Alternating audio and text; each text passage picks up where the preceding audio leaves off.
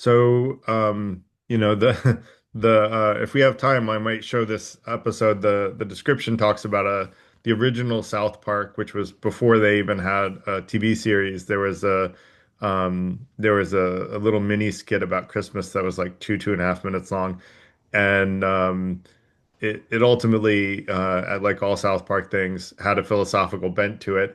And one of the things that they said very ironically was, "So, what's Christmas all about?" And then one of the characters goes, "Presents," because that's what a lot of people think of when they think of Christmas. That's what most children think of, but that's understandable. But the fact is, most adults think of it that way, and I think that that's not an accurate depiction of what Christmas is really about. It's the commercialization of it, and I'm going to talk about tonight um, the major winter holidays, or the five ones that came back as the most practiced or most influential. I think I asked ChatGPT what the major winter holidays were, and this is what it came back with. So, um, but basically, I want to start off sort of talking about how, like, we may not belong to any of the faiths of any of the holidays that I'm talking about, but I don't think that matters. I would argue that, learning about wisdom, no matter where we find wisdom from, we can still use that wisdom, even if we don't, if we talk about Christmas and we're not Christian, that's okay. We can still use wisdom from Christianity, even if we're not Christian. And so, I think it's important to, learn wisdom from wherever we can get it. And, I'm going to mute you because there's some background noise. And then, I think that ultimately, good wisdom is about having the knowledge to be able to think critically for yourself and discern what's fact from fiction and wisdom from folly. And what helps people be the best version of ourselves. And I think the four things I mentioned that the FTI uses as our four North Stars, which is to always be polite, to be the best version of yourself, to seek truth, and to be fair, are things that can kind of guide us, in whatever belief system we have, and just be useful sort of guiding lights. And I think finding sources of inspiration that help us achieve those things can help us no matter where those sources come from, even if we disagree with a lot of the things that people who claim to be a member of that religion seem to follow. That doesn't mean that there's no good wisdom at all. Um, it just means that some people don't. It just means that if there is good wisdom, that we might as well take advantage of it. So that said, let's talk about winter holidays in general. In a lot of the world, not all of the world, but in a lot of the world, winter, if you're not along the equator, winter generally means that there's a longer period of darkness in the day, and there's often coldness and hunger, and you can't really grow things in winter in places that don't have calm temperatures all year round, and there's a greater risk of death. And if you look at that, it inspired stories, rituals, and holidays that basically try to keep people hopeful in the winter season and strengthen a sense of community and pass down wisdom that has helped the human species survive through hardship. And so I think that that spirit has always been there across all cultures that share that kind of um, uh, temperature fluctuation. And probably that was common enough that it spread even to places that didn't have quite that same level of temperature fluctuation that some of us do. So next is the winter. Jared, can I cut you off for a minute? Yeah, go ahead. You're screen sharing you're screen sharing all of your emails with and then your Oh, presentations in just a small corner. that's Yeah. weird. Um, I thought I did screen three. Thank you. Is this Yeah. better? Yes. Yeah. Okay. Thank Can you for you that. can you start with the previous screen though? Yeah, let me go back to the first Okay. slide. It was just this. Oh, okay. Okay. That's You know, the proto humans. Thank you for that, Sarah. Yeah. Um, so standing around a campfire back in the day. So um, so the first sort of ho winter holiday is what we call winter solstice between December 20th and 22nd. Um, and that's basically the beginning of when days start to get longer. And it was relevant and has been celebrated for over 10,000 years. Ancient Europeans, Romans had a festival called Saturnalia, which someone mentioned earlier. That's a lot of people say that Christians took the Roman celebration of Saturnalia and turned it into the holiday of Christmas. The Norse had Yule. The Chinese and indigenous cultures all had this concept of the winter solstice, which goes from the shortest day of the year to starting to move towards the longest, and where the days get longer. And so it's seen as a victory of light over darkness because we're moving from a time of more darkness to more light. You also see that concept of light and darkness through a lot of Hindu celebrations, although it's closer to the equator, so probably not so much associated with winter celebrations. But and at its core, the idea is that we want to understand that, like no matter how dark things may be, we might be at a turning point where things are going to be getting better. And I think that it's important, and this is kind of you know, um, the thing that I think is important to remember is that no matter how difficult life may seem, in one of the days that's a really bad day, things do get better. And they have this saying, and I think it's a Roman saying, which is "This too shall pass." And eventually, like whatever difficulties we face will pass one way or another. And if you think that life ending is the end, well, come to our YouTube video and watch our event on reincarnation, because I would argue even this life will pass, and yet our existence I don't think does. And peer-reviewed science actually agrees with that. So, which I found fascinating. I didn't know that when I first gave the argument defending reincarnation. But anyway, I'm digressing. Um, so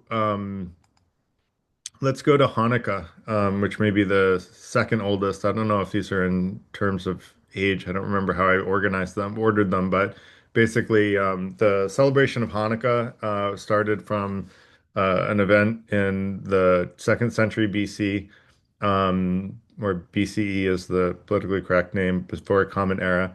The Jewish people lived under Greek rule, and they were banned and punished for any religious practice. There was a small group of people called the Maccabees that, fought back and actually reclaimed Jerusalem for the Jews. And their temple had been desecrated by the Greeks, and not destroyed, but desecrated. And there was only one day of oil that was supposed to keep the temple lit up, to sort of purify the temple, and it ended up lasting about 8 days. And so that's where the menorah gets lit every day to symbolize the 8 days of light that the lamps stayed lit. And that's sort of transparently like allowed them to have the time to purify the temple from all the desecration that happened, the things that were considered ungodly, that happened to the temple, making it not a safe place to practice their religion. So for me, like the spirit of this holiday, and look, these things can be disagreed with. Like everyone has their own interpretations, right? But for me, the spirit of what Hanukkah is really about at its core is that people should be able to express their beliefs transparently, which is part of the second intention of the Freethinker Institute, without being forced to comply with the beliefs of people around them. I think it's important that we allow people to be themselves and to be authentic. By the way, keep your hand up, but we do questions at the end of the presentation by popular demand because people wanted to hear the whole presentation. So we will definitely get to you, and you'll be first in line once the presentation's over. I just want to correct, the Hanukkah started from the Syrian aggression, not Greek. So we may have different sources on that. You're welcome to post your source in the chat, but that's not my understanding. Um, so, um, so basically the idea is that people should be able to transparently share their beliefs without having significant unnecessary harm.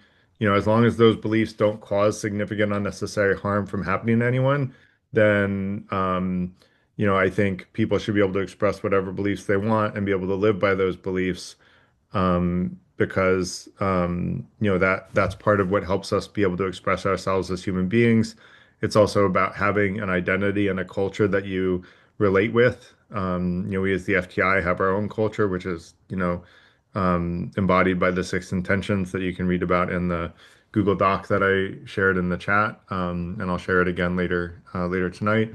Um, and basically, the other thing is that, a small light basically can endure against overwhelming darkness. So you can have, it just takes a little bit of light to overwhelm a lot of darkness. Um, and so with that said, I'm going to move on to Christmas, and you'll see we'll go through these holidays pretty quickly. We'll have a lot of time for conversation. But basically, Christmas was started to be celebrated in the fourth century in the Common Era in AD, and then it was time near the winter solstice. Likely, for the reasons we mentioned, is because, or I don't know if I did mention, but basically there's a long history of taking having a new religion, or generally it's religions that will take a celebration from a prior important time of year and then you know sort of uh how do you say, I don't want to use this word, but sort of reuse it in a new religion so that it's kind of standing on, it's like can be celebrated around the same time that everyone else is already celebrating something else somewhat similar. And so this is a normal thing that happens over time. The history is, of course, a celebration of the birth of Jesus, who was born into poverty, and basically the I think the historical records don't have Jesus as necessarily being born around the winter time period. So I think that that's why people debate the reason for Christmas being chosen around the end of the year, being more related to Saturnalia. Um, Part of the focus, I think, on the spirit of Christmas is emphasizing humility rather than power. Jesus was, per Christians, the Son of God. And whether you believe that or not, he was pretty darn wise human being for the time that he lived in. Certainly a lot wiser than just about anyone else alive, if not everyone else alive. Whether you believe in religion or not, whether you believe in Jesus being even a real person or not. Someone said all the things that Jesus was supposed to have talked about and taught. And those ideas are powerful ideas that I would argue 2,000 years later, I think fundamentally at their core, they're about love and compassion for everybody, including our enemies. And I would argue 2,000 years later, we still haven't really um, come to practice that. And I would argue that it's not that simple. In fact, if you give love and compassion to someone who's going to use that to harm you in a significant way, that's not a good idea. And that's why the sixth intention of the Freethinker Institute is about love and giving and receiving and reciprocating love. But you only want to give, receive, and reciprocate love from someone who is going to, you know, be appreciative of that and use that in a positive light. Um, I think we can always be polite with people and try to be helpful to them regardless. And I think that lesson is still part of what Christ taught. But I'm kind of digressing into a little bit of minutia here, but potentially important for someone that cares about the differences. I think you know that moral change starts small and personal is like a I think a lesson learned from Christianity that, Jesus was born into poverty and was, could easily have been, squashed early on. But compassion basically has been a guiding source and a guiding light for the philosophy of Christianity from the early days. Although one can argue that there have been many times where the church parted ways with compassion and love. And there was, for those that are not familiar with the Gnostic Christians, there was an early branch of Christianity that I personally think was probably more close to Christ's teaching, which were the Gnostic Christians. Early on, which said that you can get spiritual inspiration directly from God as a human being and have a personal relationship with God, whereas the church said you can't do that. You have to go through the church members and the clergy members to have a relationship with God, which of course made them the middlemen that were all important because no one felt like they could get spiritual wisdom directly, on their own.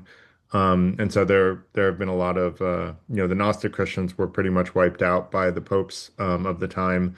So there is still knowledge remaining about them, but just an interesting tidbit of Christian history. But I think that looking at how even the poor and vulnerable can someday influence the world in a very positive way is a way to remember that with great humility, one can make bigger contributions than through bravado and through power plays and power politics and the things that generally are what seem to make the world turn around. But really, if we, live our values and live values that we know in our heart are the right values that which I would say love and compassion are two of the most important values on earth, that regardless of what our belief system is, I think the idea of caring about other people and being compassionate towards other people and trying to help other people where we can, you know um is a good way of living life. And you know, Christmas, I think it should really be more about that, which is treating others, no matter where they come from, no matter where they are, with love and compassion. Although I will give the caveat that I think, we don't want to do it in a way that leaves ourselves um, critically exposed. But I think starting with love and compassion is a good place to start. And then if it looks like someone is taking advantage of you, then you can still be polite, but you can also disengage. And I think that is important because ultimately, if we don't protect our own health, safety, and well-being, then we can't be helpful to other people. So there is kind of like and I still think that Christ was right that we should love everyone, including our enemies. And that doesn't mean that you want to hand over, the keys to your house to your enemy. It just means you want to love your enemy and say, look, I wish you well. But, I think that, like you have to create boundaries between people who are going to cause you significant unnecessary harm and yourself. So, that said, next is New Year's, which has been celebrated for over 4,000 years since ancient Babylon. It's basically, has included reflection since back then. So the New Year's resolutions are not not exactly. I mean, like reflecting back on the prior year, I think was probably what it was originally about. Not exactly a New Year's resolution, but it was later shaped by Roman and Gregorian calendars. It's nearly universal across cultures, although Lunar New Year is a little bit different than the New Year's that we celebrate in the Gregorian calendar. And then the spirit of it is about enabling growth, which is, as I mentioned, part of the first intention. I think we should always be focusing on personal growth and development. We should look to how can we grow as a human being. If you go to our YouTube video on karma, basically there was I think I made a pretty good argument that like part of our purpose on this earth is to learn and grow and develop. And I would argue whether you agree with that or not, learning, growing, and developing will help you be happier in this life and help you suffer from less harm in this life. So it's always a winning strategy to learn, grow, and develop. Um, and the next thing is that having a time to reflect back, in a 1 year time period sort of gives you like this ability to sort of look critically at your own progress, your actions, etc. And I think the core wisdom is to remember that no matter where we are in our lives, like there's always the possibility of learning and getting to a better place tomorrow and next year. And so I think New Year's traditions exist because humans always need that time to like step away from the day-to-day daily grind and evaluate where have you been, where are you going? And that's I think why New Year's resolutions have been a part of New Year's is to say where are we going and how can we chart a course for the future that helps us be grounded in the past and having shown that we learned from the past and that our course for the future is now one that's going to get us to where, closer to where we want to be and maybe even to where we want to be, at which point we'll have a new goal, of course. And there's nothing wrong with that. That's what progress looks like if we are moving in the right direction. So, um, next, in some cultures, there's Epiphany or the Three Kings Day is what they celebrated where I lived in Spain for a while, and Orthodox Christmas, one of the oldest Christian celebrations that honors the three magi, who were actually foreign scholars, not religious insiders. So the magi were not, Jesus was Jewish, so the magi were not Jewish rabbis, right? They were foreign scholars, and they recognized the meaning of Christ being born before all the kings and authorities in the surrounding areas began to recognize Jesus's place on earth. And I would argue that those foreign scholars were essentially immigrants of a sort. And I think you can kind of draw a parallel between the immigrants who are usually more highly, the legal immigrants at least are usually more highly educated and filling a job that no one in the U.S. system, at least, I don't know about every country's immigration policy, but I know that there's generally a desire to take immigrants that can fill jobs that people in the country can't fill themselves. And I know that's true for the US, and I know for some of the European countries, they try to do the same. And I think it's interesting to realize that sometimes people from outside of a culture are the ones that recognize wisdom and truth a little more clearly than those raised inside it. And that diversity of a perspective, having foreigners in a society, and if you think about the US, we are a society of foreigners because we've been immigrants, you know, other than the Native Americans, like which is a very small percentage of the population now. We're more or less a society of immigrants, and having that diversity of perspectives helps us explore more innovative ways of doing things.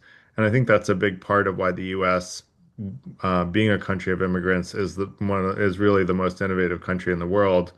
Um, because I think it's also um, you know important to recognize that truth is not, while I do believe there is an objective truth, I think we all look at objective truth from our own subjective perspective and we all see it with our own slant. And the way that I compare it is like looking at a prism, right? Well, you can see different colors of light coming out of the prism. Each religion could be a different color of light. Each country's way of looking at objective reality may be a different color of light. Well, it's really the same light that's being reflected by that prism, but it's seen from different perspectives. And having all the perspectives present actually gets you to the closest view, which is the white light that was originally there before the prism divided that light into different colors. For those that don't know, that's how a prism works. It just takes white light and divides it up into, different fragments with different shade, colors of light. And basically, I would argue that it's important to recognize that that diverse set of perspectives is where truth can rise to the top more easily because as long as everybody's goal is to seek truth and to grow rather than to be right, and as long as everybody has the humility to listen with an open mind, which is part of the second intention, having an open mind, as well as transparently sharing our beliefs, the truth will, if we do those things, I believe, rise to the top. As long as people also fact check, because they do say that there have been studies that say fake news travels faster than real news because people don't take the time to seek truth. They just pass along something that makes them emotionally respond. And I think it's important when we get emotional about something to fact check it before we share it. So I'll put that out there. And then I think it's important to remember that insight often comes from unexpected places. Um,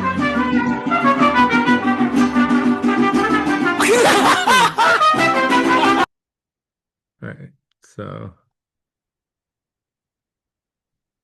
just 1 second so that I can report them. There we go. All right. So I don't know how whose idea that was. Like what a poor way to spend your time, but hopefully they learned something from the beginning. Um, so um, yeah, so the holiday really I think that Epiphany and the Three Kings kind of reminds us to listen broadly and not assume that wisdom only comes from those in power. Often wisdom comes from, in the case of Christ, someone who was not in power. In the case of the three magi, it came from people who were in positions of power in their home country, but as, people in a foreign country, they were not necessarily in a position of power. So, um, the shared pattern there is, you have light returning in solstice. You have people being able to express their beliefs transparently in Hanukkah. Love is practiced in Christmas. Having a reset and striving for growth with New Year's, and wisdom expanding to understanding different perspectives and doing what we call in the Freethinker Institute listening to understand, which is where we say we want to listen to the people we disagree with, um, rather than just say you're wrong and I'm right and this is why, which I call the logic hammer, which doesn't convince anyone of anything. Much better to listen with empathy. It's okay to ask questions about why someone else believes what they believe in light of what you believe to be true, which we did during the Listening to Understand Trump Supporters event. But I think it's important to also listen to the responses of those things and understand like where other people are coming from with their different beliefs, because they may have wisdom that will really help you learn and grow in your life, or help people around you learn and grow in their lives. So that said, I think it all comes down to human resilience and growth, across that is applicable to all belief systems, not just the belief systems of the people who celebrate these holidays. So that said, I'm going to open it up for questions. And yeah, would love to hear from anyone that wants to make a comment or question. I will say, limit your comment or question to one comment or question at a time, as long as there are other hands up, and then limit the length to 2 minutes or less. And then if you want to respond to what someone just said, just jump in, respond as soon as they finish talking. You can just jump in, and then we can have kind of a roundtable conversation about that particular topic. If it goes more than 5 or 10 minutes, then I'll probably move on to the next topic. But in general, that lets us have, even in a large group, um, it'll let us have a roundtable conversation. Just keep those ad hoc comments or questions to 20 or 30 seconds or less. So gotta gotta hear what you gotta say. Hi, Garrett. This is Jenny. Hi, I'm at my Jenny. sister's house in Austin, so I didn't bring my laptop, so here I am. That's all right. Good to have Yeah, you. so thank you again having such a meeting so close to holidays and keeping up, staying away from your daughters. Thank you again for and choosing such a lovely topic as always. That's Thanks, it. Jenny. Good to see you. Good to see you. Michael, go ahead. Well, there is a theory that the menorah story, the menorah practice, is actually an adaptation from the original people in the area, like a syncretic adoption of sympathetic magic, that they were, in order to influence nature to go from darkness to light, they would light one candle first night, sec two candles the next night, three candles the next night, in order to try to influence nature to bring the sun back, and that practice was syncretically adopted by the um, people who became the Jews, because they weren't Jews for, at first, they were Hebrews. Um, and it was given a different meaning so it would fit into Jewish history. Interesting. Thanks for sharing that, Michael. By the way, the Sarah, if you can moderate the chat, are you able to do that? No? Yeah, okay. I don't know. Okay, yeah, I think so. Okay. If not, maybe Will can help. I don't know if Will's still here. Okay, he is. I didn't see him on video, so that's Will, if you can help moderate the chat as well. But yeah, what are other people's thoughts?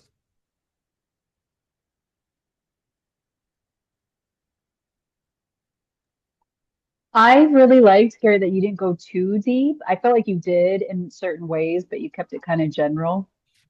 Um, I don't know a lot. I was actually surprised at what you put in there as the majority of religions, because is Orthodox considered Christianity, or is that just a It's practice? Orthodox Christian. So, yeah. Oh, okay, so it would have gone with like the I think Christian, actually I don't yeah, know. Um, if anybody knows. let me let me It ask. looks like okay, it looks like a practice, which I was really I don't like, I mean, I was raised Baptist, but I still don't know a lot about that part of it. But there's so many different like sects of Christianity. So, but I thought that was really interesting. Oh, I believe the Eastern Orthodox Church split off of the Roman Church way back, like in 400 or 500 BC, AD, but that it originally started united. There weren't two Christian churches from the get go. But there was a schism where they split, and they're still working on trying to reunify from time to time now. okay, thanks, Brad, for explaining that. I think though the Orthodox refers to Christian Orthodox sort of sects because there's like Orthodox Jews, but Orthodox Jews don't care about the Epiphany. Like, um, so I think it was like my intent was Orthodox Christian. I just wasn't sure whether or not there were any other Orthodox religions that would fall into that, but I don't think so.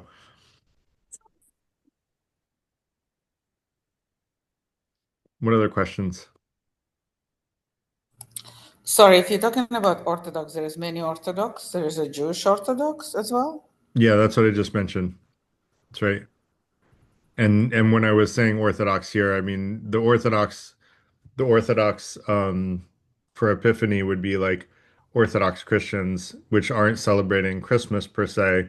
They celebrate the Epiphany instead of Christmas.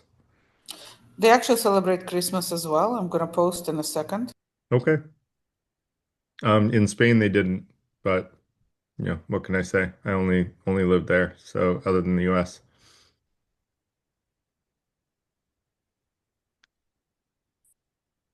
What other, does anyone else have like things that are about the spirit of the holidays? I'd love to hear what the holidays mean to each of you. If people want to go into, what the holidays mean to you and, what wisdom you get from the holidays. Megan, go ahead.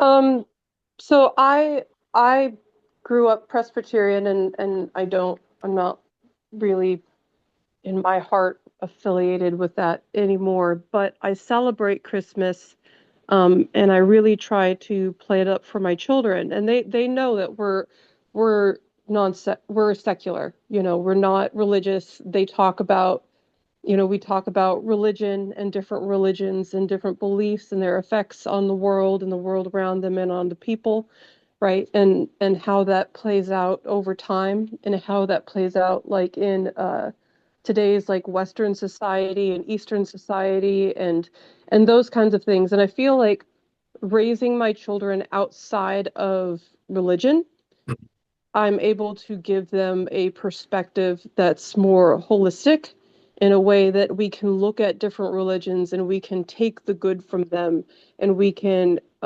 exude the good from them without having to like demonize, like, well, if this is this from this religion, is this what we're going to practice from here? It's not necessarily I feel like with certain like dogmatic views, like, oh, you can only follow like these things, but if it follows something that's from this religion, then that's like it's blasphemous or something. You know what I mean? I feel like that's not elevating the conversation of how we can, as humanity, be better as people. I try to instill, like the giving and the loving and the forgiving of people. And one of my questions, because I grew up, like Presbyterian, and I do feel that I still have, especially living in this society, I still there's a lot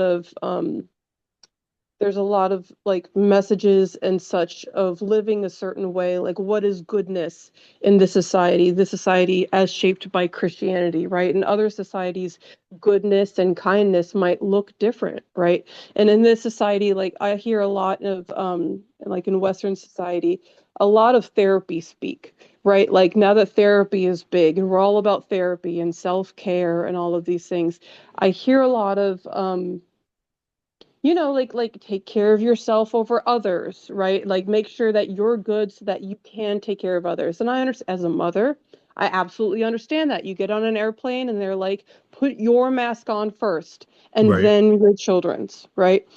But with like Christ, like I was asking this in the chat, like he sacrificed himself for others, right? Like that. And I hear from people like when they practice certain types of Christianity, the goal is like Christ consciousness, right? Like uh, becoming elevated to the point where you have Christ consciousness. And what does that necessarily mean, right? So when we're exuding like boundaries, we talked about boundaries, and someone said, right, it's something that you're going to do, not something that you exert on somebody else.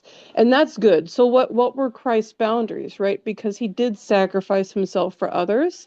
He was not of the boundary of like, well, that's going to take away from my energy, so I'm not going to deal with that, right?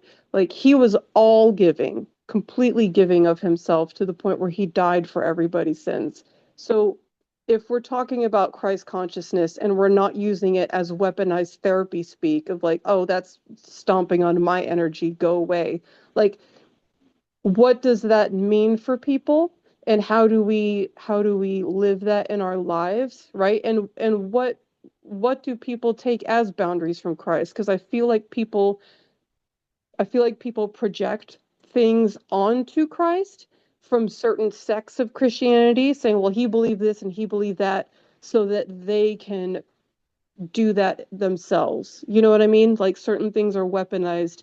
Certain people weaponize their religion against others as a us versus them kind of thing. And I don't see that as Christ-like at all.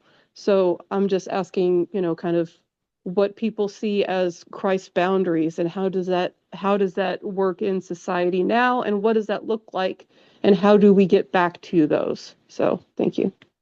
Yeah, take another, extreme example. Um, Christ didn't have a job, right? He relied on people giving him food and in order to survive. He could have said, you know what?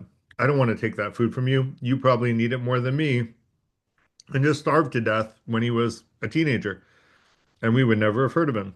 So even Christ had boundaries. Yes, at a pivotal time, he decided, you know what?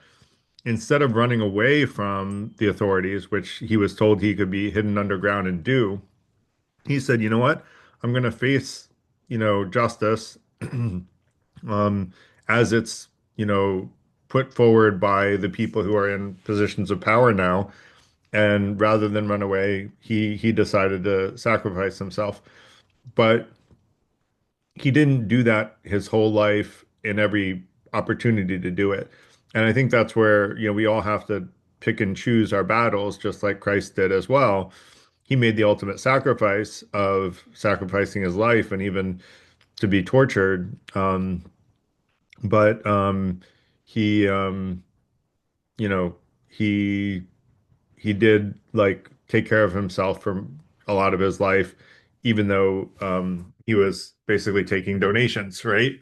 So does that make sense as far as like seeing the difference there between, taking care of yourself first? But Christ, right, probably wasn't a glutton, right? I've never seen pictures of a super fat Jesus Christ, right? Like he was he wasn't like overeating when he was taking donations from people. He was doing what he needed to get by and then giving to others after that. And so I think when I say take care of yourself first, I don't mean, myopically focus on narcissism and like only care about yourself and never care about anyone else. Once your basic needs are met, then I think we actually all get more happiness out of giving to others, right? And helping others. So I think Christ consciousness means you get yourself to a point where you can care for others and give to others, and that you do that. And then where you can have these mutually beneficial relationships where you're giving to others who then give back to you in a, not a tit for tat, not in a, they give back an equal amount to I give, because not everyone can give back an equal amount to what you can give, and you can't always give to other people. So you don't look at it that way. You look at it as, is this someone that I can grow and learn from and that can grow and learn from me? And for me, that's what Christ consciousness is about. It's about coming to a place where we get ourselves to a position where we can help others, we do help others, and we do it in a mutually beneficial way.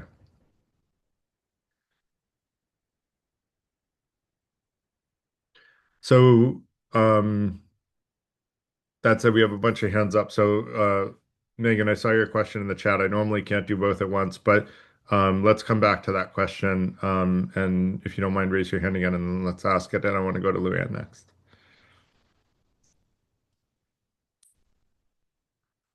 You're on mute, Luann. I'm an atheist, but I was raised a Lutheran. And when I was confirmed in the church I was confirmed in, I actually had 2 years of regular classes in not taking the Bible literally, along with some biblical history. And one thing I can say is that the Bible is, a book that was constructed from a lot of sources, and it was constructed from the point of view of, this group that got together and constructed the book, which wasn't the point of view that was at the time when Christ theoretically lived, and it wasn't the point of view at any modern time. So we can be talking about whatever we thought Christ was like when we were sitting in church when we were 10. And we can talk about how we're interpreting the Bible that, the King James Bible or the Modern Standard Bible as we read it now. But we can't talk about these things. These are immutable and consistent things.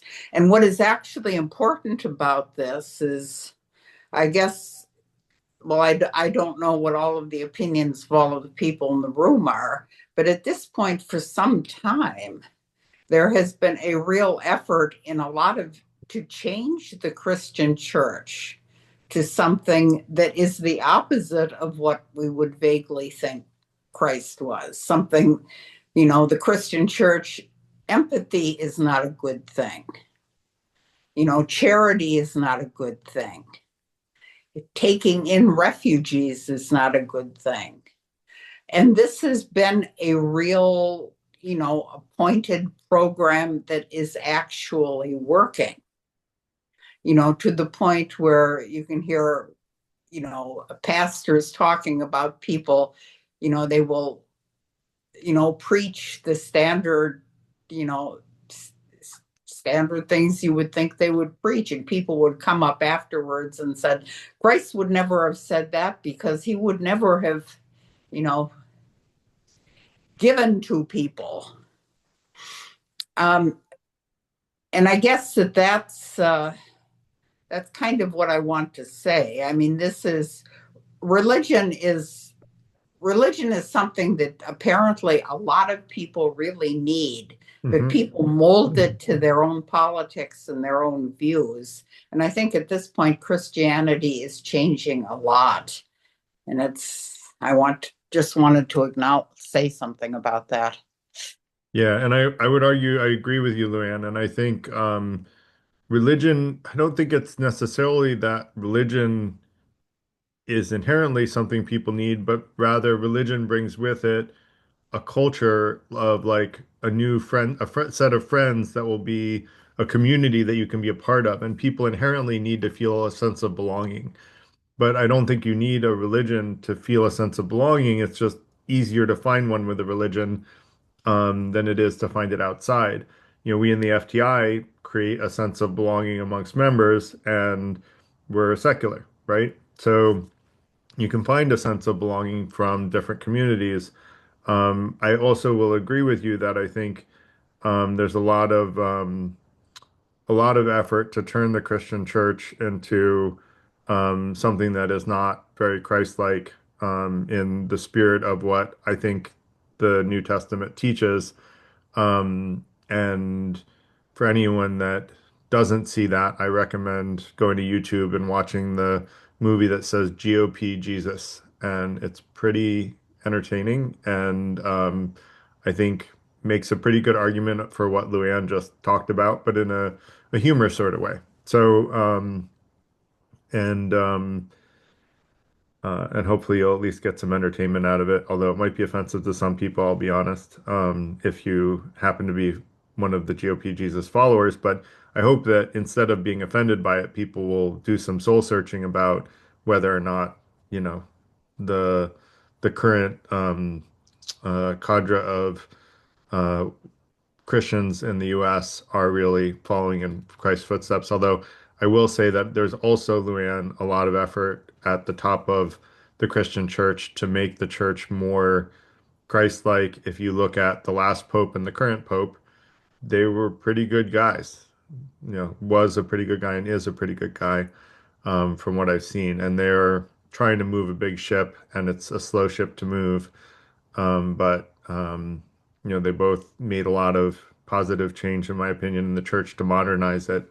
And I hope that they will continue to do that. Anyone else have comments on that topic before we go to Sarah? All right, Sarah. I just wanted to add to that, but I also wanted to ask if you could say over again, Garrett, what you were saying about boundaries. Yeah, because I grew up thinking that I needed to be a martyr, and it was one of those extreme No, so I levels was of kind of it. saying the opposite. I don't think we do need to be Right. martyrs. I think we need to set boundaries, because I'll take an example. Say, just take an extreme example to prove the point. Say two people are dating, and one is physically abusive, right? And beating the other person up. And the other person goes, well, I need to be loving and compassionate towards this person who's beating me up all the time. I should just overlook the fact that they're being abusive. No, no, no. You should say that that's not Right. acceptable. Set a boundary. Physical abuse, mental abuse, abuse in general should not be something that people are Right. doing. I get And that part, yeah. but what was the Jesus example you gave about him setting a boundary? Do you remember? Oh, I was saying that, no, I don't remember exactly what that was about. Okay. If anybody Yeah, remembers that. sorry. Uh, no, no, no, it's okay. Yeah, if anybody remembers it. But that's The all I money wanted to say. changers is the Oh, only one I can Jen? think. What, Jen? turning the tables on the money changers is the only one I could think of. Mm. I wouldn't see that as a boundary though, Zen, because a boundary is like oh, I don't know. I feel like that was like more of a reaction because a boundary is more, to me, I see a boundary as like you stepping away from a situation and not trying to control it, if that makes Yeah, any yeah. sense. I Okay. hear that. I'm not saying he handled it well. I'm saying he was still struggling with his own boundaries at that Yeah, point. yeah. And you know what? I really liked actually what Luann was saying, because I have a lot of friends who don't take the Bible literally. And I just grew up not in that realm of Christianity where they were taking it quite literally. And I think that's why I thought growing up that I didn't have boundaries and I thought I had to be I thought I had to be a martyr, which is very extreme. Um, but yeah, it's not helpful for boundaries, if that's what you were saying, Luann. And that's all. Well, yes, I think Oh. that you can't. Um, I think you can't take it literally, but I also want to say that if Jesus was an actual person living in his time, he probably was a very different person with a different idea of good and evil than any of us have now. There may be some some similarities, but there also would probably be some kind of shocks. And I Yeah. think when you look at Yeah, anybody, even a context. solid historical figure, you have to try to look at them in the context of their time. Right, right. That makes sense. Yeah. Yeah, and I think that's a great point, and I forgot to comment on that too, is Luann, I agree the idea that we shouldn't just take the Bible literally, right? I don't think and whether it was meant to be or not, like things that are in the Bible that are no longer relevant to us today, the Bible says how much money you should give if you kill someone else's slave.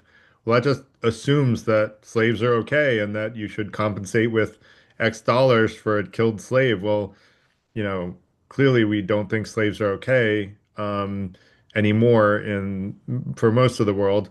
Unfortunately, there are more slaves now than there were back in antiquity when it was still allowable because our population has grown so much. And unfortunately, we haven't done a good enough job of stopping slavery as society, as a world. But I do think it's important to remember, and that's why one of the things that the Buddha taught that I thought was really good wisdom is don't believe what anyone says just because they said it, just because it's in your religious books. You need to believe it's true of your own free will and volition. Using your own critical thinking skills, you need to believe that it's true. And that's where I started, which is, look, you can learn wisdom from anywhere. You don't have to be a member of the religion. You don't have to be a member of the group. You don't have to be a member of the philosophy. All you have to do is say, that's good wisdom. I think that in my heart that that's the right thing to do. And I'm trying to be really objective about this. And we do all need to like challenge ourselves and surround ourselves with people who are of a similar mindset, which is what we try to do in the Free Thinker Institute, is to surround ourselves with people who want to be fair and, seek truth. And by doing that and be the best version of ourselves and be polite, and by doing that, we help each other grow and learn. Dan, did you mean to go off mute? We gotta shut this fucking thing off. You may gained a lot of weight, or you may lose an I awful don't lot think he of weight. did. And that can be the cause. Aging is so glamorous. Oh, yeah. Well, it's better than being an animal. What would you do if you're an animal? Susan, I don't know if you meant to be off mute. I'm going to mute you. Megan, go ahead.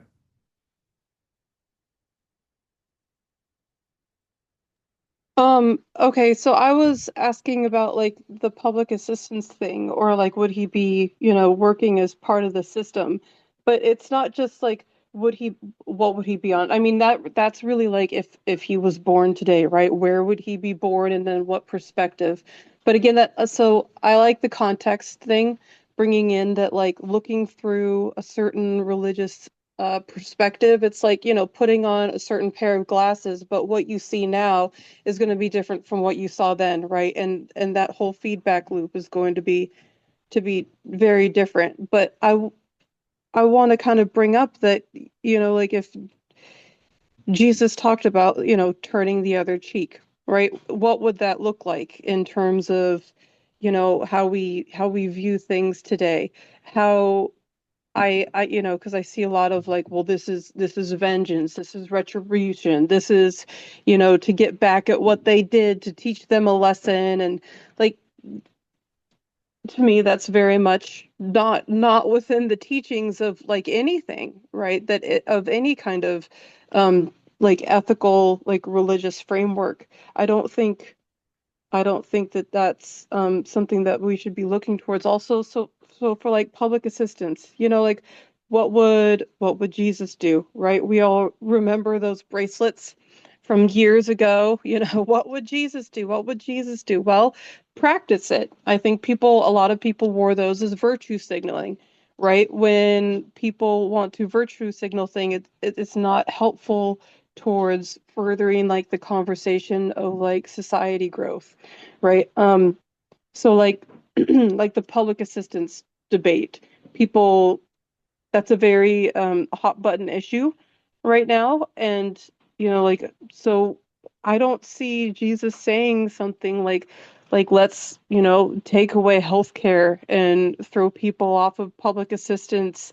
And like, why are we like you see what I'm saying? Like, Oh if yeah. he was born today, right? Like, so he was a carpenter and then he was not anymore, right? He chose to take himself out of that system and to rely on the giving of others. Now I've heard that like to to accept help is to give other people the opportunity to gain holiness and enlightenment.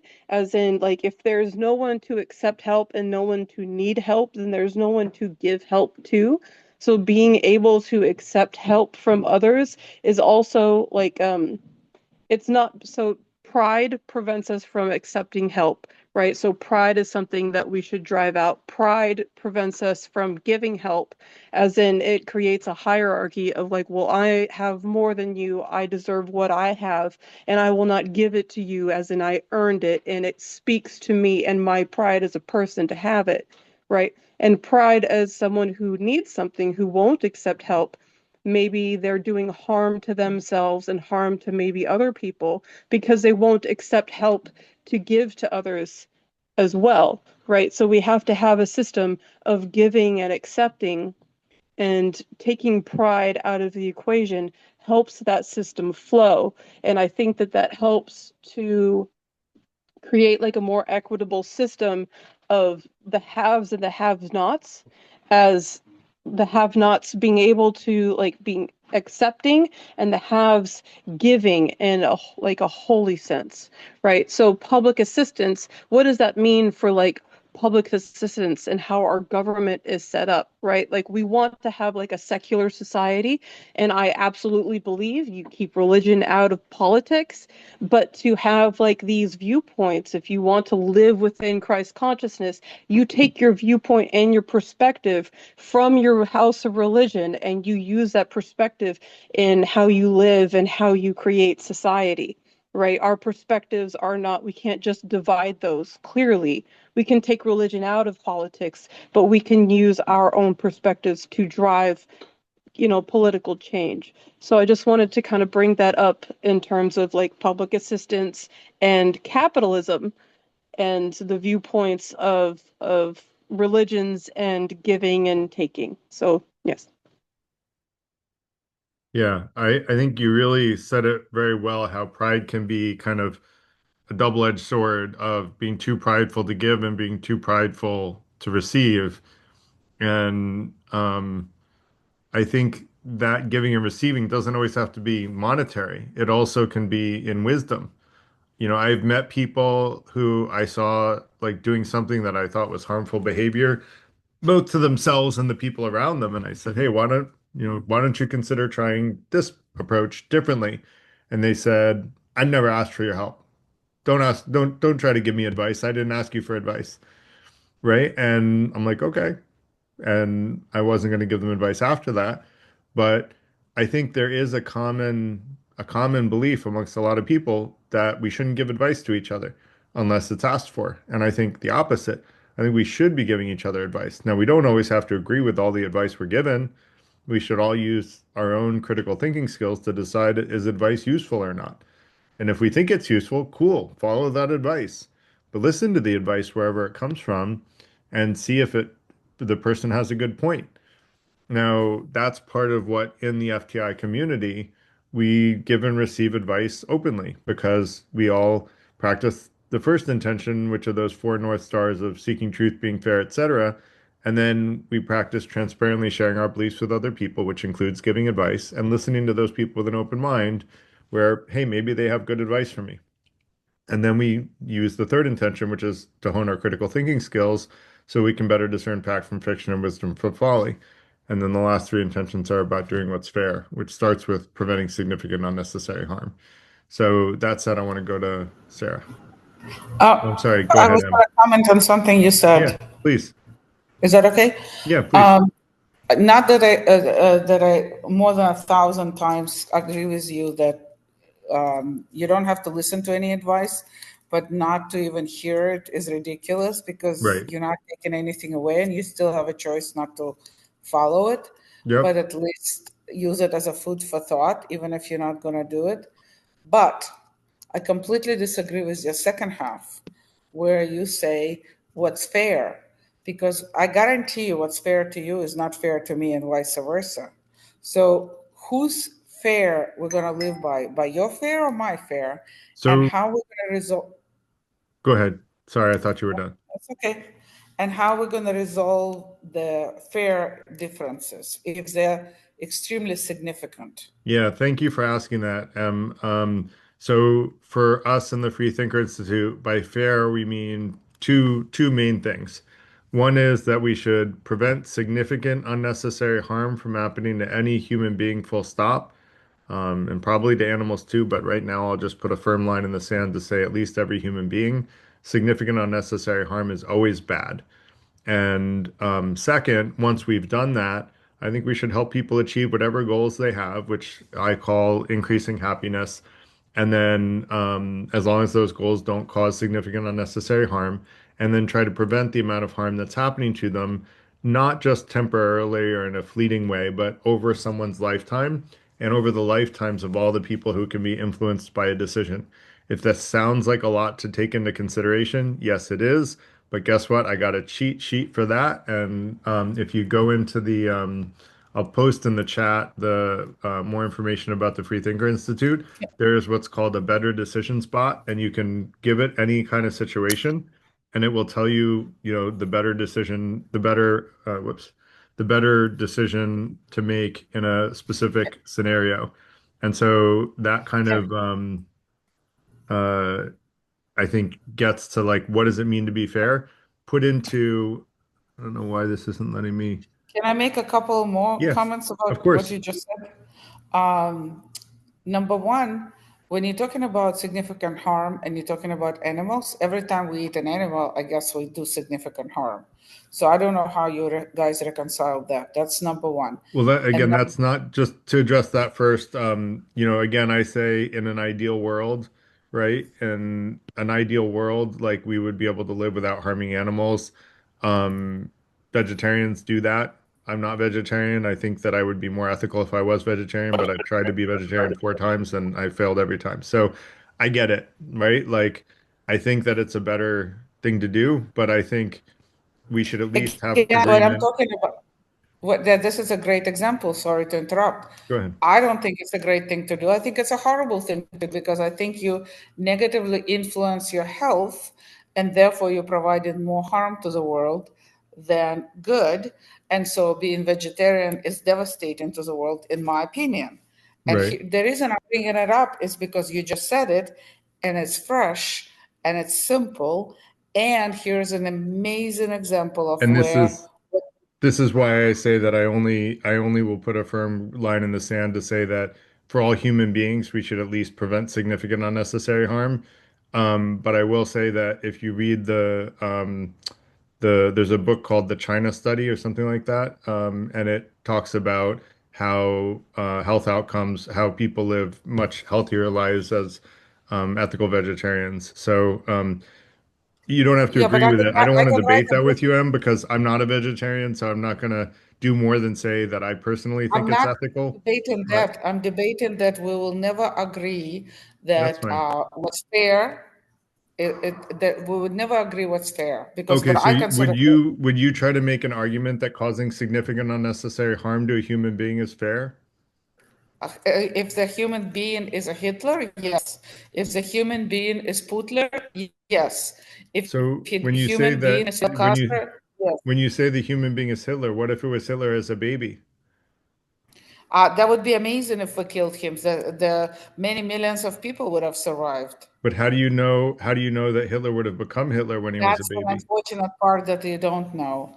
But as Yeah, soon as we found out in 1933, if we killed him, there not just tens but hundreds of millions of people would have lived, and therefore causing him significant harm, like killing him, would be an amazing thing to do, just I like agree. killing Putler right I agree, and that's called a necessary harm. A harm that prevents greater harm is a necessary now. harm. Again, I'm sorry to contradict, but what you consider necessary, I don't, and vice versa. And I can start giving you a bunch of examples Great. about Give me an that. example where you think causing significant unnecessary harm would be okay, where you feel like there's ambiguity.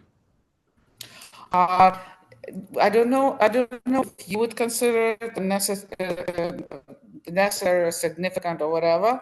But for example, feeding third world countries to create more for our grandchildren, I find it not healthy. And therefore, not waste the money on curing malaria, whatever disease we don't have here, is I don't necessarily significant harm, but you might. I don't know.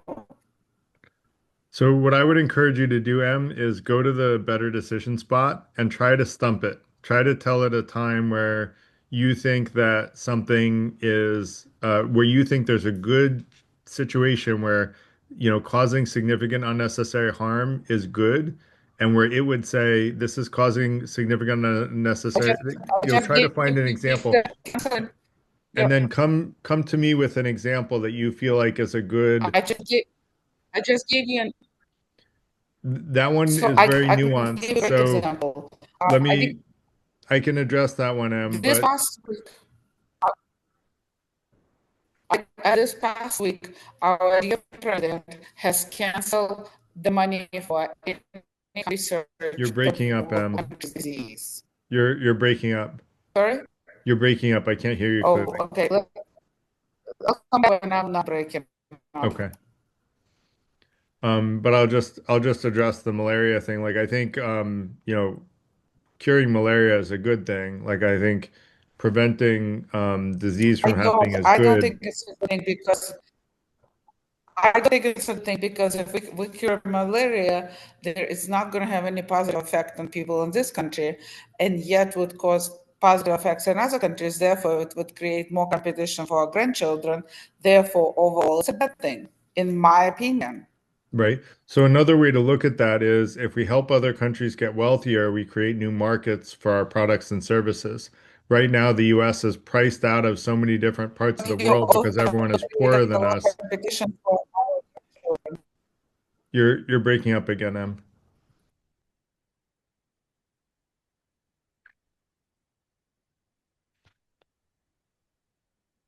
Um, yeah, anyone else have things to contribute to that part of the conversation?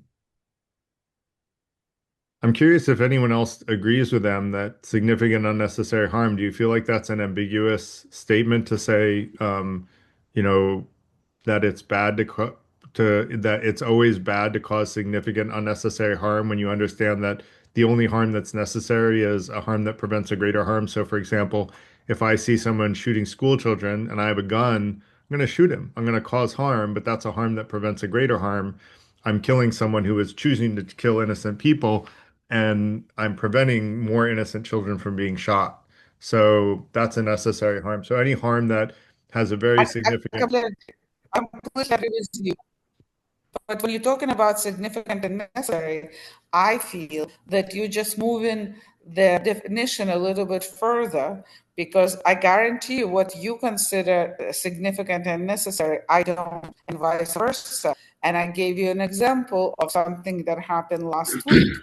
It caused, it's unnecessary, it's significant. I guess a lot of people are going to die from a lot of tropical disease, but since we don't have tropical climate, we don't care. And therefore, I think it's good for our country because it will create less competition for our grandchildren because they'll die out.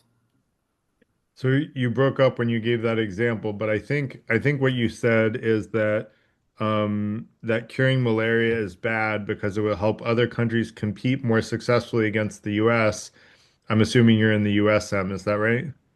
Yes, Yeah, so yes, I think you're saying yes, that yes, yes, yes, yes, it yes, will yes. allow other countries to compete more successfully with the US because they're wealthier. They will be competition with us because they survive longer. I think is your logic there. Am I understanding that right? Yes, Yeah, so yes, so yes. More of them will survive. If they all die out from the tropical disease, then my grandchildren wouldn't have any, they could not compete with my grandchildren. well, I guess it's interesting that you think someone growing up in a malaria laden country is competing with your kids or your grandkids. Now, the only No, way no, that they're they not would really, competing. No, no, no. That's why I said grandkids. No, no, that's why I said grandkids because they're not competing right now. I'm talking about in a couple generations. right? So in multiple generations, let's fast forward two possible realities, right? You have one where we basically suppose like we have the magic cure to make other countries more economically successful and wealthy, and we have another magical like detriment where we make them impoverished and continue to be low cost labor for our factories, right? Theoretically, in the latter case, yes, we don't have competition for Just a second, just a second. We don't make them. We just don't help. well, are you familiar with the trolley problem? Absolutely. So would you pull the trigger and save five people, or would you not pull the trigger and kill one? It depends. If that one Or is an not pull the Einstein, I trigger and will kill save the five, sorry. Einstein.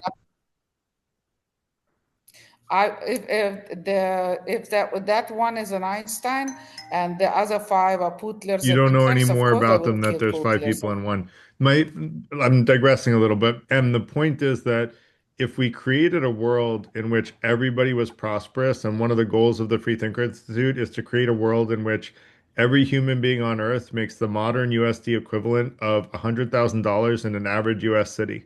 If we created that world and that world existed, we would have a market that is unbeknownst to humanity and all of its history all across the world. So we wouldn't just have the US and maybe Europe and Australia to sell our products and services to. We'd have the whole world. And we wouldn't only be able to pull highly educated labor from a small segment of the population. Everybody could be highly educated. And we would actually But create a if they're all healthier, making $100,000, we wouldn't be able to pull them anymore. That's my point. we wouldn't be able to what? You said if we would be able to pull the highly educated labor from other countries, if they're all making $100,000 US dollars in their countries, we would not be able to pull them here. We would not have a competitive advantage. Why do we Am I need to? still breaking up? How do you even know, Em, that your grandkids are going to want to stay in the US? How do you even know that we're going to have a stable government in your grandkids' time? Like right now, we're on the If we, cusp if of we, not having a stable government. because I believe if we don't have stable government, nobody will have a stable government, and the world will die from nuclear disaster. Not at all I true. think the only No, thing that people will keeping rise us up from a against the nuclear, US just like they did I against think the Germany. only, but US is the most armed population in the world. It's almost impossible, and and the biggest army and the most advanced army. Therefore, we will always be able to defend ourselves from scavengers. It's not scavengers. We're talking about the free world that we would have to defend ourselves if we fall to autocracy. The problem is whether or not the U.S. falls Is to anybody is autocracy. even anybody gonna anybody who's We gonna have you're breaking up again, Em, so I'm going to go to attack the us is a next. scavenger because we don't attack anybody. We've attacked a lot of people. We attacked Iraq. We've attacked a lot of people. We attacked Afghanistan. We have We, never attacked another country. We have the never, U.S. United States in a history of 250 years has never attacked a single country. Are you kidding me? That's preposterous. That is M. Like, No, how I'm can not you say kidding. I'm that? being very serious. Then We how? What attacked do you think about? Let's Mexico. just take a Oh, Easily. Give me really one clear example of example. a country we Iraq. have occupied. We have never How do you occupied argue that any we never country in the world, attacked never in the Iraq? history of US. this is wild. We have never attacked Iraq. We defended ourselves against them. We attacked Mexico and took California and Texas away from them. Correct. We did not attack. The California and Texas wanted to be part of the United States, No, they just were part of like Mexico and we overtook Iceland them. now want to be part of the United States and not Denmark. What would you say about the indigenous? Did we not take it from them? I'm sorry.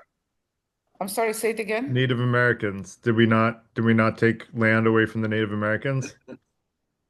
That was a world we live at the time, Middle Ages, whatever. That's a world we live in. Middle You know, Ages. might That was the makes right. 15 to 1800s. But it Yeah, happened. that's might makes right. So do you believe that might makes right is the right moral framework? Yes. Well, then I That's highly the only. recommend That's the only. That's the M, only framework M. I that highly recommend we can going to a exist country where under. might makes right. America is not it. If you want a country where might makes right and conservative values flourish, it will soon become the wealthiest country in the world, the safest country in the world, if conservative philosophy is right. Just go to that country, live your life, and make it prosper, and bring all the conservatives with you because it's a great place to live. It's called Somalia. There's no stable government. Might makes right I in don't need to Somalia. go anywhere. I'm trying to change the countries in. Well, you already have a I country don't that need to go has what you anywhere. want. Some of us are going to defend America to the dying, till our dying breath, and we will defend it Me against too. autocracy. So, Megan, go ahead. I'm not talking about democracy. Megan, go ahead. So I hear what M's saying, and Sorry, you just went on mute, Megan. sorry about that. So I hear what M's saying, and I have a different outlook on it's a different kind of power, right? It's so it comes down to she sees things as might makes right, but let's say we cure things in other countries and that is seen as a good thing, right? And that changes their view of us as it's a benevolent action, right? Instead of saying, well, we have the power to ease suffering and we're not using that power at all to help other people and to ease suffering in other places, and those people will see that and they will, and yes, as generations go forward, that will impact generations going forward. I don't want my grandchildren to live in a world where there's constant competition, as in just fighting over dwindling resources. That sounds dystopian and horrible. I would rather them live in a world where people are able to work together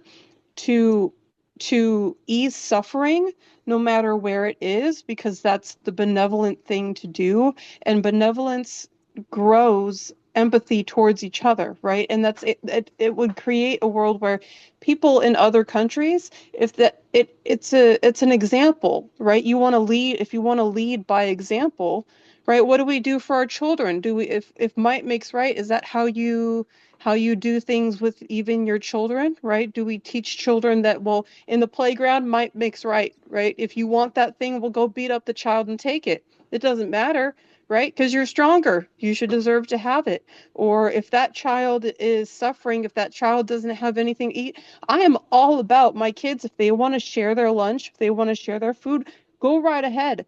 I've seen there are schools where like that's not allowed. Like you can't share your food. And I understand things of like, okay, like food allergies or something like that. But in any context, if they're allowed to do something like that, and even if they're not allowed to, I push for like do the kinder thing. Do the kinder thing because might makes right just breeds resentment, and over competitiveness is just taking from others. Like there's no sharing, right? There's no rationing. What do we want to do if yeah, I just see it a different way, right? As each action creates more actions after that, and each action creates a perspective in the other people, right? In their perspective. And also I would say, like, would Jesus agree with like what did Jesus think of like with borders, right? And I've thought about this a lot, right? With borders and countries and the competitiveness of countries and taking resources, and how we grab up resources and just save them for ourselves. It is a different way of looking at how we treat the world, and it goes from big to small, right? If you wouldn't do that to the person next to you, then why would you do that to the country next to you? So that's all. Thank you, and I agree 100%, Megan. Um, Luann, go ahead. I guess what I really what I really wanted to say is, I mean, I know that we have all of these religious traditions and people are very fond of them, and people have built a lot of their beliefs and their ethics around them, but I'm not sure that any of these systems are necessary.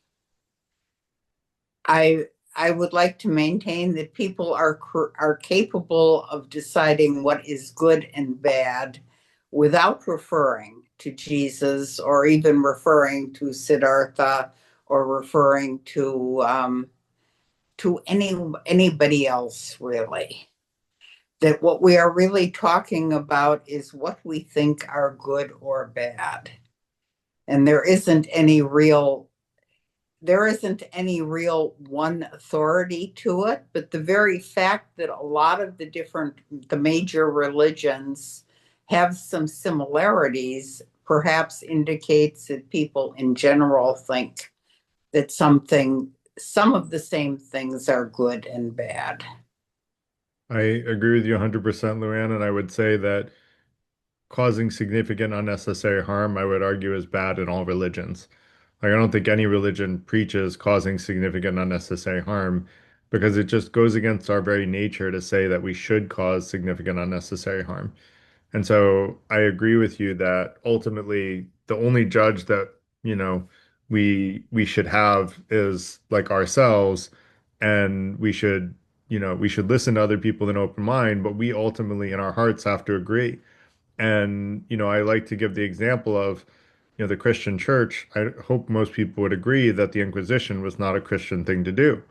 But at the time, the leaders of the church said, well, we're going to torture these people for not being Christian.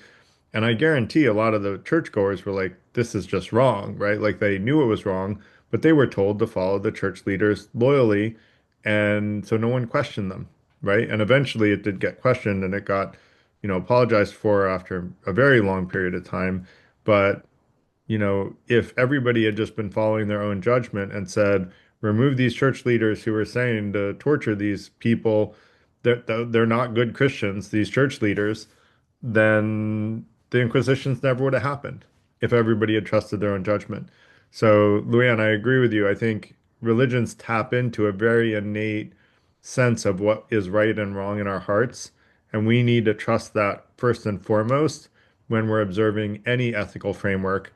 And I would encourage you all to look at the FTI's six intentions and ask you if they seem ethical to you. And if they do, then be a part of our community and join the FTI and be a part of a community that has an ethical set of values that you align with. And yeah. And so, oh, we just lost two hands that quickly. I was ready to go.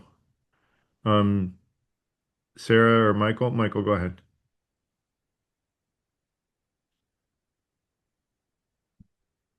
You're on mute, Michael.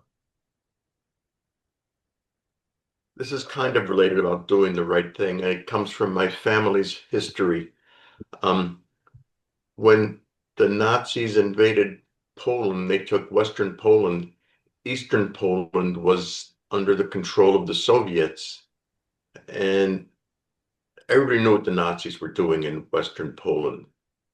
And in Eastern Poland, there was still a lot of anti-Semitism. Well, in my father's village, the only ones who had a radio were the local church. And when word came that the Nazis had gone across the border and were invading Eastern Poland, the priest and the nuns ran to the Jewish community, banging on pots and pans, screaming, "You have to get out of here. You have to leave. The Nazis are coming." They didn't have to do it. Um, and they didn't conform to the local anti-Semitism.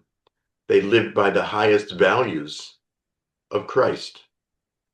And to his dying day, my father had a warm place in his heart for the Catholic Church. Thanks for sharing that story, Michael. And there were a lot of stories about people, and this is where I would argue that yes, like everybody will try to rationalize and justify their behavior. And I think while we would all agree like the Nazis were bad guys and Hitler was a bad guy, guarantee Hitler justified and rationalized his behavior. And so I think to M's point, to agree with her for a second, everybody will say they're a good person. It's just a lot of people will rationalize, justify. It's up to us as society to be honest and transparent with each other about whether or not someone is or is not doing good, and to only support the people that we see that are truly doing good in the world. And ultimately, that's what those the church members did in your story, Michael, is they said, look, we see these people are causing significant unnecessary harm to Jews and others. We're going to warn them so that this doesn't happen to them. And I think we ultimately have to trust our own judgment to do that, and support what we know in our hearts is right. But we also have to be aware that a lot of people rationalize and justify bad behavior, and some people may be doing that. And so, it's a complicated world. But I do think that in our hearts we ultimately know what's right and wrong if we're honest with ourselves. Sarah, go ahead. I'm going to kind of add to what you just said there. And Luann asked a question up in the chat that I thought was really, really cool. And I didn't hear her kind of hit on it when she was just talking.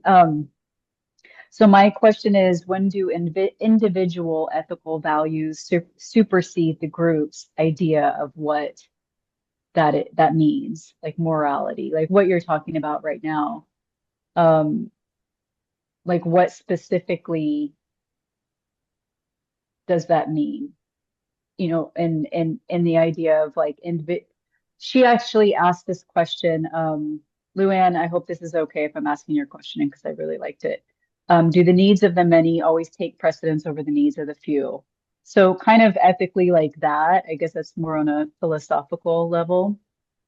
Like, and then individually too, how do you come to what is right and wrong in society? And maybe that includes what you talk about as epistemology. I don't know if that's like if you get to what is ethically moral.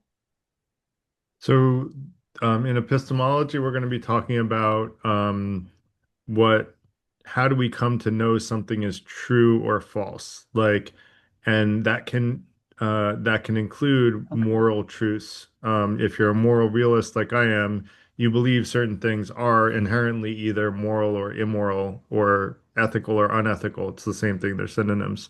But most people think morality is relate morality to the church. So I like to say ethical or unethical because it's a more secular word, but they mean the same thing. All they mean is that there's right action and wrong action.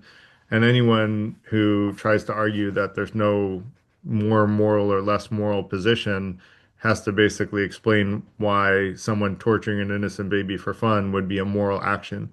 And I think that's something that should be incontrovertibly, under any perspective of any human being that is a reasonable human being, it should be considered immoral or wrong action, which means that there is right and wrong action, and that is a clear, clear example of wrong action 100% of the time. And I would argue that significant unnecessary harm is always wrong action.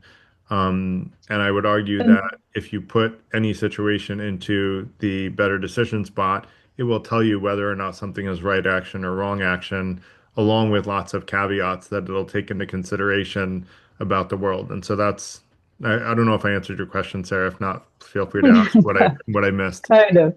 Well, I'm thinking more of, I don't know, right now, like Luann said, she's getting Star Trekky. That's how I kind of feel, is how do you base what is moral? Like how do you figure out what is morality? To me, I think of it as empathy. Like we only know because we don't want to feel.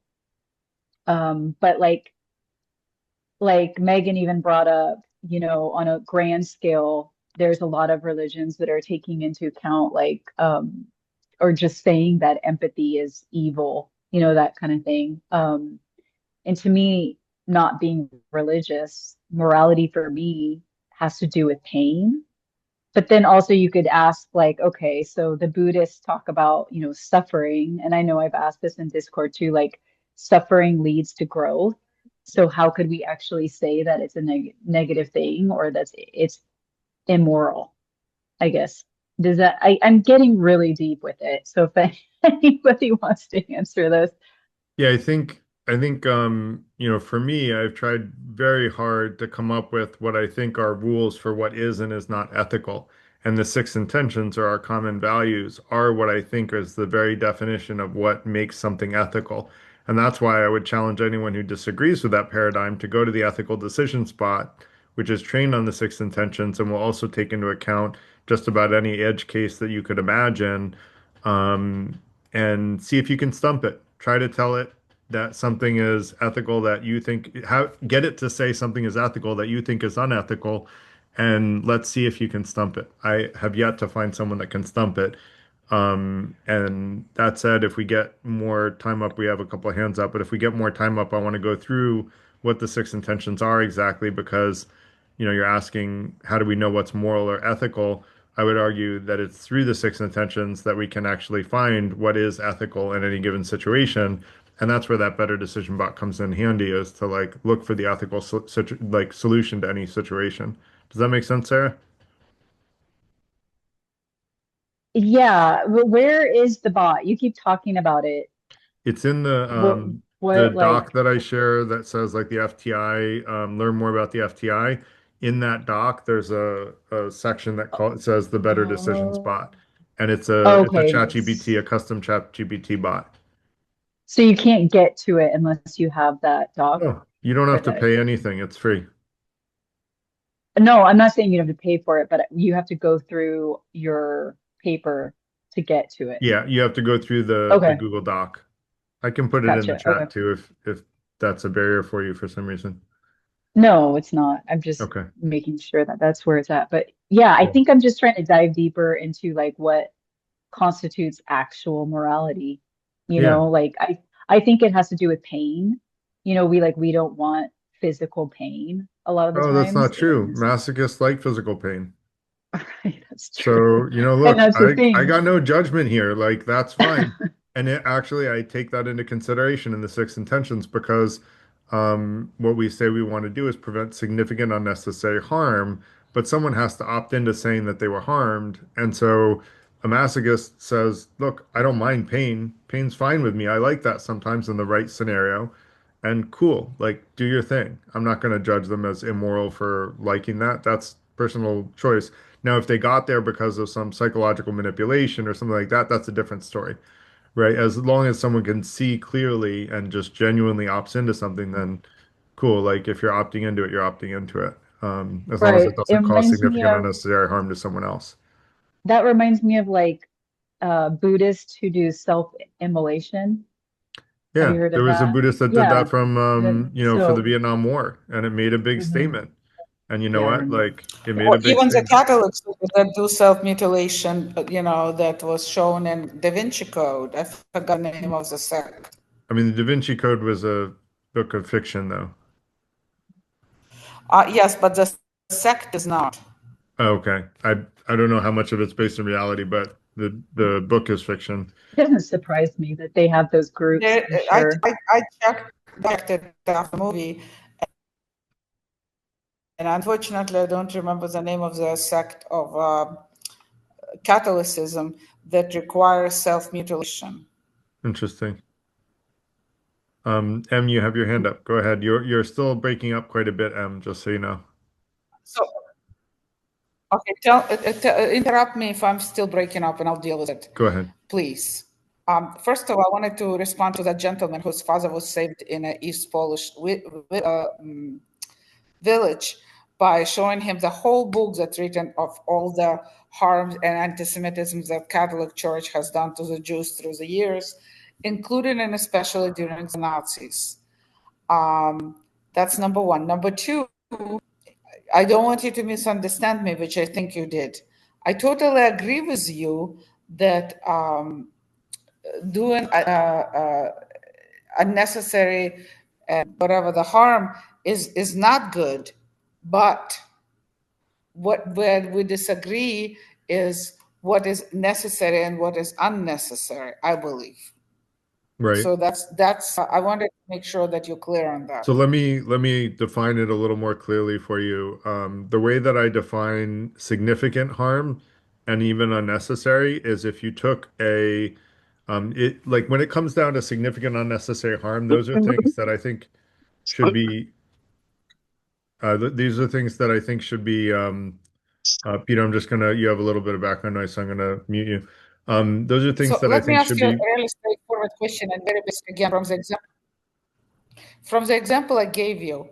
I'm going to ask you, where do you draw the line on this? Trump has canceled any kind of money for tropical disease in a third world country research. Is that significant? so you said you broke up. You There are said he going to be a lot of canceled. people who are going to die from it. Yeah. So I Is do that think significant? I would personally say that was causing significant unnecessary harm because Right, it's but a I very don't. preventable, But I don't. This is what I'm trying to explain to you. That the premise itself, I agree with, but we're right? going to disagree on details. What you consider significant, I don't. What you would call it unnecessary, Yeah. Well, I I would can tell you're a Trump supporter. call That's very clear, and we're going to disagree on a lot of stuff for that reason. it But that's okay. That's okay. necessary But as long as we because I should agree, have the let right me not. let me just finish my thought, if you could. So what I would say is that the way that significant unnecessary harm is defined in the Free Thinker Institute is that if you were to put a case in front of a jury of peers and say this is significant unnecessary harm and the person perpetuating that harm should be punished by the law. And actually I'm going to go back a little bit. I would say anecdotally that I think that what Trump is doing is causing significant unnecessary harm, but I wouldn't actually punish him by law for doing that particular thing because it's a it's not a very direct correlation. Now, I think he is causing significant unnecessary harm, but it wouldn't be something that if I was on a jury and was told punish the president for doing this, I wouldn't do it. Now, what I would do is I would tell everybody I know that what the president is doing is unethical, and I think they should do whatever they And can to remove him from and a position of power. this is exactly where we part company. I agree with you that the things that you're going to give me examples and necessary and whatever, but as long as it's not punishable by law, I would consider it not necessary and not significant. Because if it was significant, it would be punishable by law. Well, not all significant harm is punishable by law, right? So, Give um, me an example of that is not. I would have to do some digging in that. Like I can't just do that on the fly. It's not Okay. like most things that are Okay. causing significant unnecessary. Oh, here's an example. Um, Giving asbestos to people. So using asbestos in products. It's been shown to be toxic in human beings, and it's been shown to kill people, not only kill people, but kill them in slow, painful deaths. And yet, the Trump administration, in his first term, decided to, because of a large asbestos lobby, legalize asbestos, and he did it by saying those that were evaluating the effectiveness of asbestos had to disregard all prior evidence of harm that asbestos caused when evaluating it, which is complete nonsense. Like, let's be honest, that's complete nonsense. Why would you disregard all science on whether a substance was toxic or not when you're deciding whether or not it should be legalized or not? So I would argue that that very decision, that whoever perpetuated that decision to make asbestos legal again, that's something that's legal but causes significant unnecessary harm.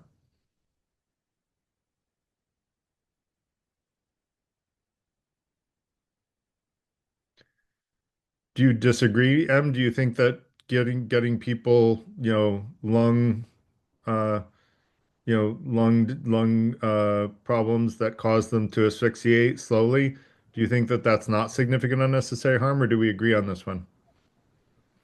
I believe in buyer beware. Oh, oh, interesting. So you think that putting barbed wire in baby toys would be okay. And if you Uh, or no, but let's put it differently. Putting asbestos in baby toys would be okay. Because you know what? I If think parents don't detect the asbestos in the baby toy, which how could a parent know if there's asbestos in a baby toy? Why would that be okay? because it would not withstand the court. If the one baby would What do you mean? Asbestos was be legalized, harmed, you didn't want me to interrupt you. Go ahead.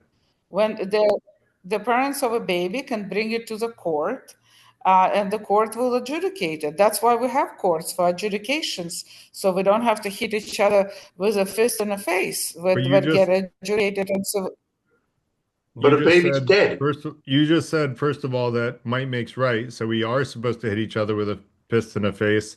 Second of all, no, you're no, no, saying no, no, no, no. buyer, I didn't mean physical harm. I didn't mean physical might. well I that I think mean that if is the what might we does used not in make Iraq right, was physical might. no reason for me to work very hard to live as much of resources my children as possible. Right. So the other thing though is that you said buyer beware, which basically says that if it was adjudicated by the courts, you would say that a company putting asbestos in a toy should actually be held not be held liable because it should have been the buyer that should have found that there was asbestos in the toy anyway. Buyer No, beware. because if they cause harm, then they pay for it. The buyer? Whoever caused harm. Well, the point is the reason that we have consumer protections is because consumers can't know everything that goes into every product. And if there's But if we didn't have asbestos, consumer protection, then we would have a much more sophisticated private companies, consumer report type of organizations that would give us information on what is dangerous and not, as long as we're willing to pay for it. but you agree, if you're agreeing with buyer beware, if a company put Mhm. asbestos into baby toys, you're saying that the company should not be liable as well. I did not say a company. I think if you cause any harm to anybody, you should be liable. However, I believe if there was no consumer protection laws, there would be private companies, not unlike Consumer Report. I don't know if you remember, it used to be pretty popular. It's not I'm quite as still a member popular of Consumer now. Reports, Em. That's how old I am. Exactly. Exactly.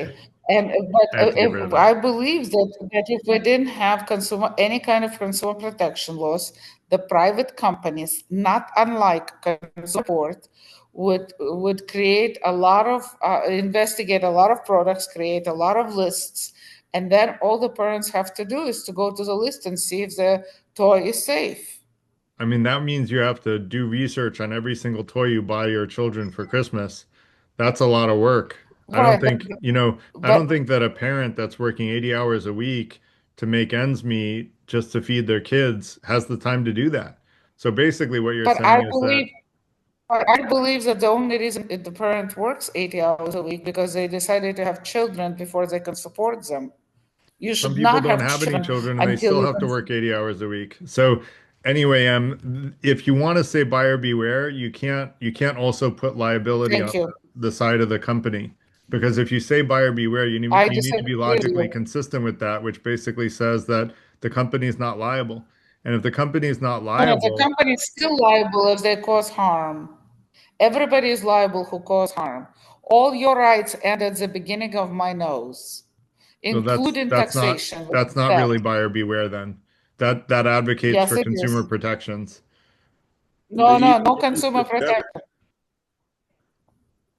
I the don't want to entire have lemon laws on everything. But let's let Luann go because she's been waiting patiently. Go ahead, Luann. Okay, sorry. I apologize. I would point out that probably if you had no consumer protections in our current society, some companies would probably be ethical and some companies would not be ethical. Um, I think that it's probably what I had been saying about the Star Trek thing was the needs of the many outweigh the needs of the few is kind of their theme. And in the very first episode of the original series, Spock, who is logical and believes that you should put the needs of the many over the needs of the few, actually puts quite a few people in at least some danger and confusion in order to get his old captain to a place where his old captain can have a good life. So, I mean, I think the point there ethically is that, you know, it is not one or the other. And there is not that kind of consideration. I also like to put forth that it is probably good to try to be a better person or a better company or a better politician every day rather than simply being perfect when you start out or evil when you start out. That we tend to look at things in black and white, but people are constantly trying to make adjustments in what they're doing. Well, And some of us are, Luann, but I would argue that the people that aren't are the ones that think they're perfect just the way they are. And I like to joke that perfect people are the most flawed people that exist because they stopped learning and growing the day they started thinking they were perfect. It's great to accept ourselves for where we are. I'm not telling anyone they should self-flagellate or just be like down on themselves. We should be happy with where we are, but we should also recognize we have, and have the humility to know that we have room for improvement, right? And when we recognize we have room for improvement and the humility to want to learn, then we do learn. There's a great book called Humility is the New Smart, which I'll put a plug in for, even though I have no stock. But good book. Sarah, go ahead, and then I might try to do a quick overview of the FTI's six intentions because you were asking about what does it mean to be ethical, and I think that I've spent many hundreds of hours trying to come up with simple rules for what it means to be ethical, and that's what the six intentions culminated in. After we talked about it for a little bit, I came to this conclusion that it all kind of comes down to autonomy, like just having choice and autonomy. And like that's, anyways, I actually put my hand down because, Okay, but I do want to, I'll say something really go ahead. quick about M. Um, I, I think she thinks very long term with things, and my brain kind of thinks that way as well sometimes. And sometimes I get a little bit nihilistic and I think about like what's the good for the whole at the end game. And a lot of times I'll think about like, is it better that I know this is going to sound horrible, but like, is it better that the whole human race just dies off so that the earth can like replenish itself? And I know that's not a popular opinion, but I kind of could see just where she was coming from a little bit in that long term like idea. Um, but that's it. Yeah, that's all I wanted to say. Yeah, I mean, I don't think that it's good for the human race to die off because we are the most powerful entities on Earth right now, those that can have the highest influence. We have the capability of bringing huge amounts of knowledge, comfort, safety to the world, to humanity, and we have the ability to do it all in harmony with nature. I think it was you, Sarah, that posted in our WhatsApp groups. By the way, someone asked to join the WhatsApp group. in the how to learn more about the FTI, there's a link to our WhatsApp group. So please join there. We also have a Discord server where there's more topics. But the WhatsApp group is great too. But what I was going to say is you were the one that taught me that there's been basically a mass extinction of animals, since in like the last 200 years, I think it was, where like 60% of animal species have died off. And I didn't know that. So I have to fact check it to be 100% sure it's true, but you shared it and you're pretty factual, Sarah. So I would bet that it's probably true. But that's very disconcerting, right? But that doesn't mean that there's no hope. Um, I would argue if we as humanity get our act together, and these six intentions are my intended way of trying to help us get our act together. If we always be polite, be the best version of ourselves, seek truth, and seek to be fair, and I'll define fair in very clear and I think clear terms later, then these are our four North Stars that we're always striving for. And then if we transparently share our beliefs with other people and listen to them with an open mind, so that we can learn ideas that will get us closer to truth, fairness, being a better version of ourselves, and being more polite. And we hone our critical thinking skills so we can better discern what does get us to these four North Stars from what doesn't, and fact from fiction, and wisdom from folly. And wisdom to me is getting closer to these things as well as following the fourth through sixth intention. Then our current beliefs get stronger and more aligned with truth and fairness. And this creates a virtuous cycle of thoughts. With this virtuous cycle of thoughts, we are then capable of taking really more ethical actions. And those ethical actions mean that we should first prevent significant unnecessary harm from happening to any human being, full stop. And to M's point, the litmus test for this, for any place of ambiguity, is if you put a case in front of a jury of, randomly selected peers in a society, and that jury says this was significant unnecessary harm, random people that don't have any vested interest in the case whatsoever, then boom, that's significant unnecessary harm and it should be punished by the law. And look, Can I? different countries are going to have different answers to that right now. But I would argue, I think very long term too. I think long term as in like not just humanity, but like I think about what humanity is going to do after the sun swallows the earth, right? So that's just a glimpse of the long term that I think on. So I'm thinking very long term too, but I think a prosperous earth of human beings that support each other and help each other in these ways is really in the vested interest of literally everybody. And I don't think this fake scarcity is really as real as people like it to be. We can have a world where everybody is prosperous and successful, where competition is friendly competition instead of life or death competition, and where everybody can be successful. And that's the world that I want to try to move us closer towards. Next, after preventing significant unnecessary harm, is to increase happiness and decrease harm, which just means help people achieve whatever goals they want to achieve as long as they don't cause significant unnecessary harm. That's what I mean by increase happiness. And then the sixth intention is to express, accept, and reciprocate love, both platonic as well as romantic. So for me, this is what it means to be ethical.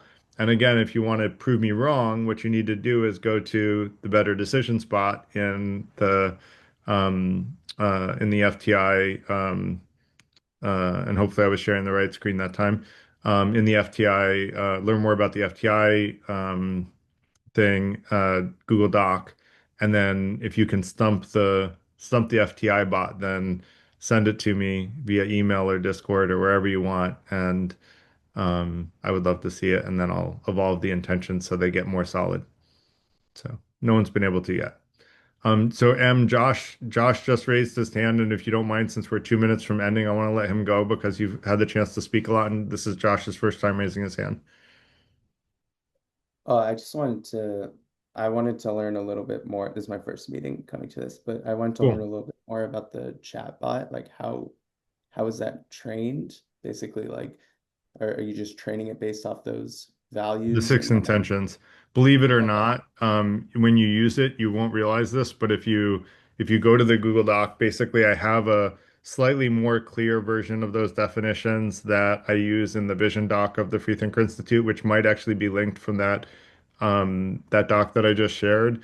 and it's surprisingly little data that I trained it on, and it has answered questions that have been not able to be answered in a consistent, intuitive way by even PhDs in ethics. And the two problems are the organ harvesting problem and the trolley problem. And ethicists can't answer both of them in a logically consistent way. But I think that the ethical decisions bot actually does. And in fact, those are, if you open the better decisions bot, those are the two examples of what, example prompts that it gives. So for those that are into philosophy, you can test it out on those two. And then any other questions you have, I would love feedback. Cool. Sounds good. Because Yeah, I this don't is take I pretty don't take the far six outside my intentions. realm. I'm sorry, go of ahead, Josh. realm. Oh, I was just saying this is pretty far outside my realm. I'm like an astronomy PhD, but I saw this and I thought this was really cool. So Oh, thank you cool. for hosting this. Thank you for coming. And Josh, if you go to YouTube, since you're astronomy, you might enjoy the origins of the universe. I have an alternative hypothesis to the origins of the universe I would love your feedback on. Okay. So if you're open to checking it out, I would love your feedback. I think it's a much more logical explanation for the origins of the universe than everything started at the Big Bang and no one really understands what was there before it, or how it came Yeah. to be. So something to consider if you want some Yeah, I'll food for check thought. it out. Yeah. Might be more fitted for a cosmologist, but yeah, I'll check it out. Oh, that's true. What did you say you were? I'm sorry. An astronomer. A cosmologist is like specifically Big That's Bang true. It oriented. would be more for a cosmologist, but I mean, that was the closest thing that I've done that, to astronomy. So, but Yeah, I'll check it out. Cool. yeah, Thank you. yeah, no problem. So, that said, I want to close out. Got to get my kids to sleep. And thank you guys for joining. We went on to a wide variety of topics, as is common with a bunch of smart people. And, that's fine. We don't always have to stick to the original topic as long as we don't have hands up where we deviate sometimes. And we do that on a regular basis. But I would love to see you guys back next week. I will put in the chat again next week's event, which is going to be on how do we decide what is true, what sources are trustworthy. And so I would love to see you guys back next week. Click the link there, or find it on our Freethinker Institute meetup, which is where we advertise all our events. Thanks everyone for the You might diverse. want to make it clear to people Yeah, that it's okay to attack anybody's ideas, but it's not okay to attack people. I agree. Being Jewish, where my family mostly died in the Holocaust, I resent whoever it is calling me a Nazi. Yes, and I agree that we should not attack people. And Sarah, please, So we you need need to to. talk to Jason and explain to him that Okay. it's okay to attack anybody's I I would. messaged ideas, not Jason about that. So Sarah did reach out to him I in terms of did. moderation. Sarah, if you thank could you. just do it Yeah. publicly in the future so that everyone knows that you're calling people out.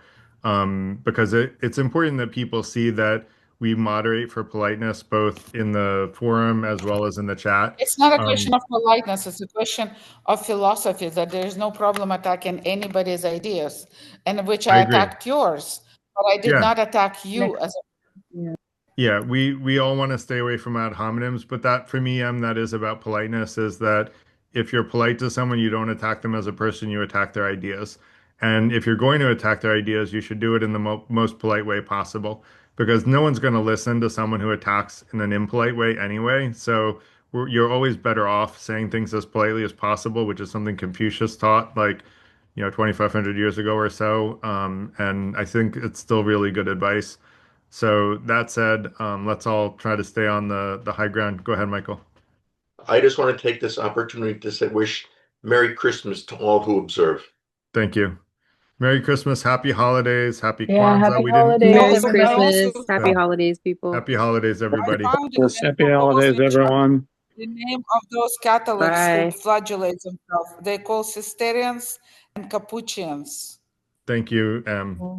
Thanks a lot, everybody. Hope you all have a great night and a happy holidays. And I'll see you next week for those that can make it. Bye. Bye.